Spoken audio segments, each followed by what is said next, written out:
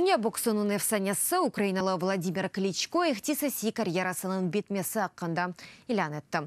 Бұл білдіруіні спортшы өз ресми сайфасында пайлашты. Бөлеліктен Энтони Джошуаға қаршы реванш матчы олмайжақ. Апрель айында Британиялы Украин или күрішівіні ABF версиясы бойынша чемпион титулыны қорчалады ве техники нокауты или ABO ве ABA қошақларының әлді етті. Владимир Кличко өзнамлы карьерасының 1966 сенесі Атланта ойынларында ән ағыр юкте олимпик алтынны қазанып башлады. Илерде профирингте дүния жебелі олған спортшы 69 ұрышыны кешіріп, 64 ғалебені қазанды. Олардан 53 нокаут иле.